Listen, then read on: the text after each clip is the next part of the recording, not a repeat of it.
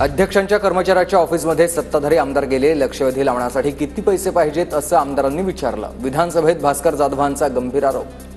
अध्यक्षांच्या एका कर्मचाऱ्याच्या ऑफिसमध्ये सत्ताधारी पक्षाचे लोक गेले आणि सत्ताधारी पक्षाच्या आमदारांनी विचारलं तिथल्या अधिकाऱ्यांना की लक्षवेधी लावण्याकरता तुम्हाला किती पैसे पाहिजेत ते सांगा आणि माझी लक्षवेधी लावा। हे आज सभागृहामध्ये घडले। अध्यक्ष महोदय,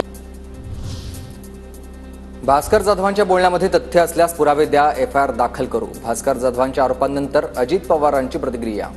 त्याच्यामध्ये तथ्य आहे का नाही, त्याची चौकशी केली का नाही, त्याचे पुरावे का नाही, जर कोणी दोषी असेल तर त्याला तिथल्या तिथं आपण काढून टाकू कामावर, त्याच्यावर ऍक्शन घेऊ, एफआयआर दाखल करू।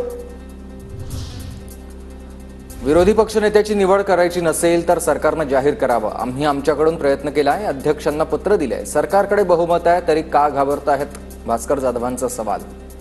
आम्ही तर आमच्याकडून प्रयत्न केला, आम्ही रितसर पत्र दिलं, त्याच्यानंतर सुद्धा ते जर विरोधी पक्ष नेते पदाची निवड करत नसतील तर का करत नाही हे तुम्ही सरकारला आणि अध्यक्षाला विचारलं पाहिजे। बाजूच्या खुर्चीचा निर्णय अध्यक्ष ज्या दिवशी घेतील तो मान्य। विरोधी पक्षनेते पदाबाबत मुख्यमंत्री फडणवीसांचं विधान, तर घाई गडबडीमध्ये निर्णय घेणार नाही, अध्यक्ष नार्वेकरांचं वक्तव्य। बाजूच्या खुर्चीचा निर्णय ज्या दिवशी अध्यक्ष घेतील आम्हाला मान्य। बाजूच्या खुर्चीचा निर्णय ज्या दिवशी अध्यक्ष घेतील आम्हाला मान्य। बाजूच्या खुर्चीचा निर्णय ज्या दिवशी अध्यक्ष घेतील आम्हाला मान्य। बाजूच्या खुर्चीचा निर्णय ज्या दिवशी अध्यक्ष घेतील आम्हाला मान्य। विरोधी पक्षनेत्याची निवड व्हायला हवी आहे, मोठ्या मनानं विरोधी पक्षनेत्याची निवड करा, जयंत पाटलांसह वडेट्टीवारांची मागणी। आपण मोठ्या मनाने, विशाल मनाने भास्कररावांचं नाव आम्ही सगळ्यांनी एकमताने विरोधी पक्षनेता म्हणून दिलेलं आहे।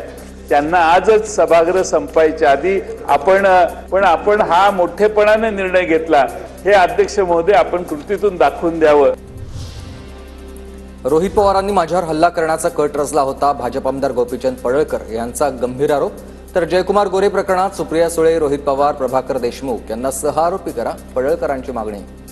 सातारच्या प्रकरणामध्ये या दोघांना सहआरोपी करा, तिघांना सहआरोपी करा, त्यांच्यावरती गुन्हा दाखल करा आणि सोलापूरमध्ये माझ्या गाडीवरती जो हल्ला झाला त्या हल्ल्याचा नीटपणे तपास करा, याचं स्टेटमेंट घ्या आणि रोहित पवाराला त्या गुन्ह्यामध्ये सहआरोपी करा। गोपीचंद पडळकर, राणे खोतांना भाजपनं पगारावर ठेवलंय, अर्वाच्य टीका करण्याची जबाबदारी हे सर्वजण इमानदारीनेच पार पडतात। पवारांच्या राष्ट्रवादीच्या सक्षणा सलगर यांची टीका।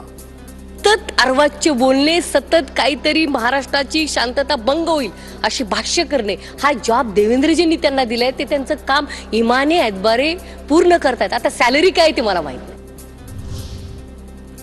गोरे काय प्रकरण आहे याचा तपास मुख्यमंत्र्यांनी स्वतंत्रपणे करावा, राऊतांची मागणी आहे। तर मुख्यमंत्री तपास भरकटवण्याचा प्रयत्न करतायत, एकनाथ खडसेंचा आरोप। असा आहे, माननीय मुख्यमंत्री गोरेंना वाचवण्याचा प्रयत्न करतायत आणि त्यामुळे तपासाची दिशा जी आहे ते दृष्टीकडे वळवण्याचा त्यांचा प्रयत्न आहे।